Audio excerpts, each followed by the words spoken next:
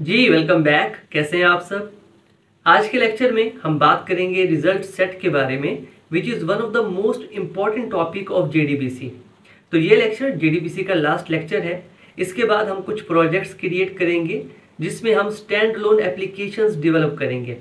उनको डेवलप करने के बाद फिर हम स्टार्ट करेंगे वेब एप्लीकेशंस, जिसके अंदर हम स्प्रिंग बूट को कंप्लीट कवर करेंगे और फिर उसके कुछ प्रोजेक्ट्स हम डेवलप करेंगे। तो ये लास्ट लेक्चर है और आपने काफ़ी तवज्जो से समझना है इसे, क्योंकि बहुत ही इंपॉर्टेंट टॉपिक है जेडीबीसी का। देखिए, अब तक हमने सीखा कि हम डेटाबेस के अंदर डाटा को इंसर्ट कैसे कर सकते हैं। ओके, हमने डीएमएल स्टेटमेंट्स को एग्जीक्यूट किया, डीडीएल स्टेटमेंट्स को एग्जीक्यूट किया, और हमने प्रिपेयर्ड स्टेटमेंट के बारे में पढ़ा कि प्रिपेयर्ड स्टेटमेंट क्या होती है, क्यों हम उसे यूज़ करते हैं, कैसे यूज़ करते हैं और उसके एडवांटेजेस क्या क्या होते हैं। और ये सारी चीज़ें हम पिछली 2 वीडियोज़ में कवर कर चुके हैं। लेकिन अभी तक हमने ये नहीं सीखा कि हमने डेटाबेस से डाटा रिट्रीव कैसे करना है। ओके, ये बहुत इंपॉर्टेंट है। देखिए, जब भी हम डेटाबेस से डाटा रिट्रीव करते हैं ना, तो वो जिस फॉर्म में हमारे पास आता है ना, उसको हैंडल करना ज़रूरी होता है। जब हमने डेटाबेस सीखा था तो डेटाबेस के अंदर डाटा टेबल्स की फॉर्म में स्टोर होता है, ये मैंने आपको पढ़ाया था। अब वहाँ पर डाटा है हमारे पास टेबल्स की फॉर्म में। हम जावा एप्लीकेशन में रहते हुए वो डाटा मंगवाना चाहते हैं। अब जावा लैंग्वेज के अंदर हमारे पास कोई ऐसी डाटा टाइप नहीं है जिसके अंदर हम टेबल को स्टोर कर सके। टेबल्स को ना तो हम स्ट्रिंग में स्टोर कर सकते हैं, ना इंट में स्टोर कर सकते हैं, ना फ्लोट में कर सकते हैं। तो उसके लिए हमें कोई और डाटा स्ट्रक्चर चाहिए जिसमें हम टेबल्स को लाकर स्टोर करें और फिर एक एक करके उसमें से वैल्यूज़ को हम निकालते रहें।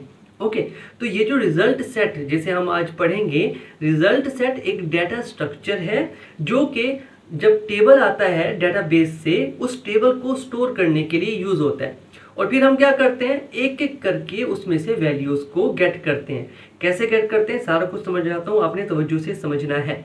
यहाँ पर देखें, ये प्रीवियस वीडियो का कोड है, इसको मैं यहाँ से रिमूव कर देता हूँ। ओके, ये पार्ट हमें नहीं चाहिए यहाँ तक, और इसे हम यहाँ से रिमूव कर देते हैं, और ये ब्रैकेट भी। ओके, यहाँ तक का पार्ट हमारा बिल्कुल ठीक है। यहाँ पर हमने लिखा हुआ है इंसर्ट क्वेरी, तो एक काम करते हैं, इंसर्ट क्वेरी को हटा के हम यहाँ पर सेलेक्ट का यूज़ करते हैं, क्योंकि जब भी आप डेटाबेस से कुछ मंगवाते हैं तो वहाँ पर हम सेलेक्ट क्वेरी का यूज़ करते हैं। ओके, सेलेक्ट, उसके बाद स्टार मीन जितना भी डाटा है ऑल, वो सारा का सारा मुझे चाहिए। और उसके बाद हम लिखते हैं फ्रॉम कीवर्ड और फिर टेबल का नाम। तो यहाँ पर टेबल का नाम है स्टूडेंट। चलिए, जितना हो गया, हमने कहा कि स्टूडेंट टेबल के अंदर जितना भी डाटा है वो हमें ला कर दो। अब वो जो डाटा है वो टेबल के फॉर्म में होगा, तो हमने क्या करना है, हमें चाहिए एक रिजल्ट सेट। तो जैसे ही ये स्टेटमेंट एग्जीक्यूट होगी तो हमें मिलेगा एक रिजल्ट सेट।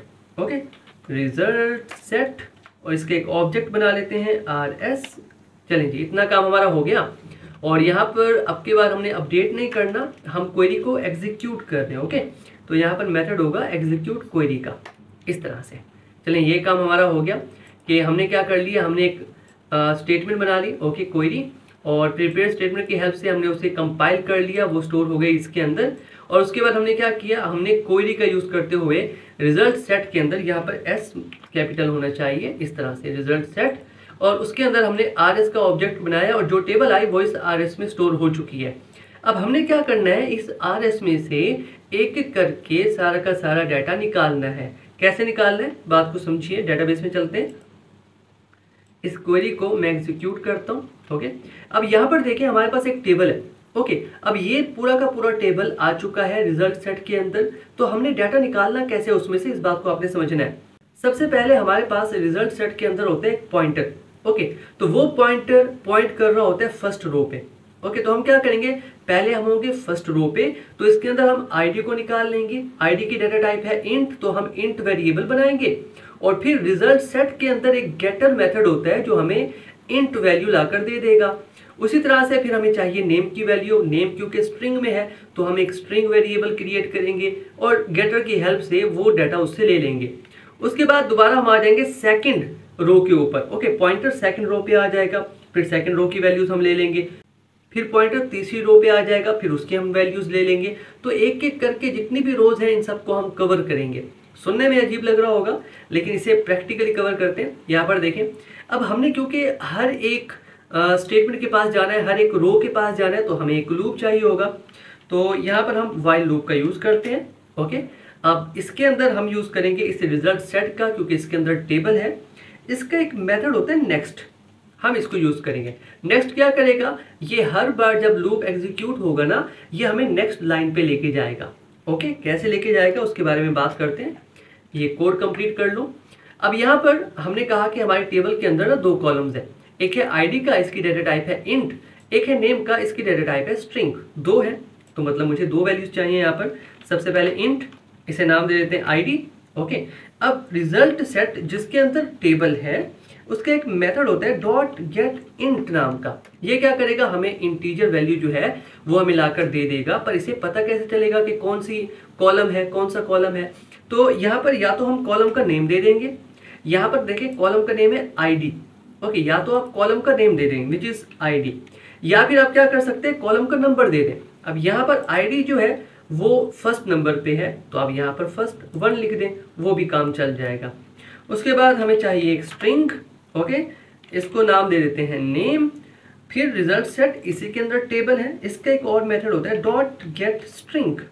ओके, इसको यूज करेंगे और हमने यहाँ पर कॉलम का नाम बताना है तो कॉलम का नाम है नेम और इसे कर देते हैं टर्मिनेट। यहाँ पर देखें इसका नाम है आईडी, इसका नाम है नेम, दोनों हमने लिख लिए। दोनों से क्या होगा, ये मेथड इस कॉलम को ढूंढेगा, इस कॉलम में जो वैल्यू होगी फर्स्ट रो में वो लाकर इस वेरिएबल में स्टोर कर देगा।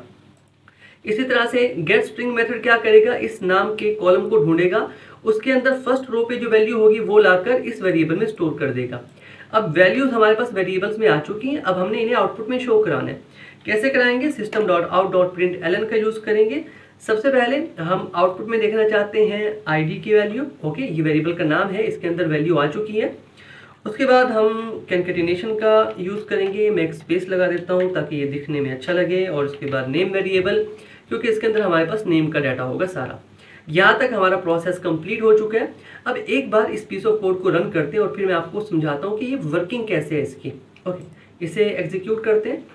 Now we have to wait. Okay, तो यहाँ पर देखिए हमारे पास डाटा आ चुका है सारा। देखें ये हमारे पास आईडी है, ये हमारे पास नेम है। मैं इसे मजीद बेहतर करता हूँ ओके, ताकि समझने में आसानी हो। हम लूप से बाहर जाते हैं, यहाँ पर मैं यूज़ करता हूँ system dot out dot print ln. तो सबसे पहले हमारे पास है आईडी कॉलम, तो यहाँ पर मैं आईडी दे देता हूँ, कैनकेटिनेशन कर लेते हैं। और उसके बाद दूसरा है हमारे पास नेम, तो यहाँ पर मैं कर लेता हूँ नेम, इस तरह से। ओके, तो पहले ये प्रिंट होगा, फिर उसके नीचे सारी की सारी वैल्यूज़ होंगी। दोबारा से इसे एग्जीक्यूट करते हैं। अब आउटपुट जो है ना वो थोड़ा रीडेबल होगा। ओके, ये चीज़ें लॉजिक बिल्डिंग के साथ आपको आनी चाहिए। देखिए सबसे पहले हमारे पास आईडी, ये आईडी की लिस्ट है पूरी। उसके बाद है नेम, और ये सारी की सारी हमारे पास है नेम की लिस्ट। डाटा हमने रिट्रीव कर लिया डाटाबेस से, इतना काम हमारा हो गया। ओके, और काफ़ी ईजी था, बिल्कुल मुश्किल नहीं है। अब इसकी वर्किंग को देखें। यहाँ पर हम जो मेथड यूज़ कर रहे हैं ना वो है डॉट नेक्स्ट। नेक्स्ट क्या करता है, ये एक बूलियन वैल्यू रिटर्न करता है। ओके, पहले ये चेक करता है कि नेक्स्ट पे कोई रो है या नहीं है। अगर तो रो है, ओके, मान लो 4 रोज है हमारे पास, फर्स्ट रो पे पॉइंट कर रहा था हमारा रिजल्ट सेट, तो फर्स्ट रो के ऊपर जितनी भी वैल्यूज थी वो हमने रीड कर ली, हम दोबारा से लूप में आ गए। ओके, अब सेकंड रो उसने चेक की कि रो है तो उसने वैल्यू रिटर्न की ट्रू, तो वाइल लूप जो है वो ट्रू हो गई। हमने सारी की सारी रो को कवर कर लिया, सेकंड रो को। फिर नेक्स्ट ने क्या किया, चेक किया थर्ड रो को कि है या नहीं है, तो उसे थर्ड रो भी मिल गई, तो वैल्यू उसने ट्रू दी तो लूप चला। और थर्ड रो में जितनी भी वैल्यूज थी सारी हमने गेट कर ली, गेटर मेथड्स थे। उसके बाद क्या होगा, नेक्स्ट मेथड चेक करेगा कि आगे कोई और स्टेटमेंट है और कोई और रो है, तो आगे भी एक रो है, तो वो क्या करेगा, ट्रू रिटर्न करेगा, लूप फिर से चलेगा। फिर चौथी रो में जितने भी डाटा है वो हम सारा गेट कर लेंगे। फिर नेक्स्ट मेथड क्या करेगा, आगे मूव होगा, पॉइंटर को आगे मूव करेगा, चेक करेगा कि आगे कोई और रो है। आगे क्योंकि कोई और रो उसे नहीं मिलेगी तो ये रिटर्न करेगा फॉल्स। जैसे ही फॉल्स आएगा लूप टूट जाएगा और हम लूप से बाहर आ जाएंगे। तो इस तरह से ये काम करता है और जितना भी डाटा हो आप इससे एक्सेस कर सकते हैं। यहाँ पर मैंने सारे को सिलेक्ट किया है, आप चाहें तो स्पेसिफिक कॉलम को भी सिलेक्ट कर सकते हैं। फॉर एग्जांपल मैं चाहता हूँ सिर्फ मेरे पास आईडी की वैल्यू हो, ओके, तो यहाँ पर आप सिर्फ आईडी लिखते हैं। यहाँ पर आपको ये सेकंड स्टेटमेंट लिखने की ज़रूरत नहीं होगी, सिंपल आपका काम हो जाएगा। तो जेडीबीसी हमने पूरा कंप्लीट कर लिया। डिफरेंट स्टेप्स हमने कवर किए जेडीबीसी के। हमने थोड़ा देखा कि जेडीबीसी से पहले हम क्या यूज़ करते थे, अब हम जेडीबीसी की तरफ क्यों आए, उसके कुछ एडवांटेजेस के बारे में हमने बात की। इसके अलावा हमने प्रिपेयर्ड स्टेटमेंट को देखा, आज हमने रिजल्ट सेट के बारे में बात की। तो जितना भी मेन टॉपिक्स थे ना जेडीबीसी के, वो सारे हमने कवर कर लिए। अब मैं चाहता ये हूँ कि जो कुछ मैंने आपको पढ़ाया आपने खुद से प्रैक्टिस करना है। हूबहू मेरे जैसा कोड नहीं लिखना आपने कोशिश करना है कि मुझसे हट के लिखें, कुछ अच्छा कोड लिखें, ओके। और कोशिश करें चीज़ों को मज़ीद बेहतर बनाएं और अपने माइंड में ये रखें कि आप एप्लीकेशन डेवलप करने जा रहे हैं और आपकी एप्लीकेशन को कोई यूज़र यूज़ करेगा तो उससे अच्छा लगना चाहिए, इंटरफेस ऐसा होना चाहिए कि उसे पसंद आए, ओके, चीज़ें क्लियर हो, उसे एप्लीकेशन को समझने में आसानी हो। तो यहाँ तक तो हमारा जेडीबीसी का पार्ट कंप्लीट हो गया। इसके बाद हमने बनानी है कुछ स्टैंड अलोन एप्लीकेशंस, काफ़ी अच्छे से प्रोजेक्ट होंगे जिसके अंदर हम फ्रंट एंड भी कवर करेंगे, बैक एंड भी कवर करेंगे और डेटाबेस भी होगा। इट मीन्स एक फुल स्टैक एप्लीकेशंस हम डेवलप करेंगे। उसके बाद हम वेब एप्लीकेशंस बनाना स्टार्ट करेंगे जिसके अंदर हम स्प्रिंग बूट कंप्लीट कवर करेंगे। तो आज के लिए इतना ही। चैनल को अगर आपने अभी तक सब्सक्राइब नहीं किया तो सब्सक्राइब कर दीजिए। मिलते हैं आपसे नेक्स्ट वीडियो में, तब तक के लिए keep connected and keep coding. Thank you.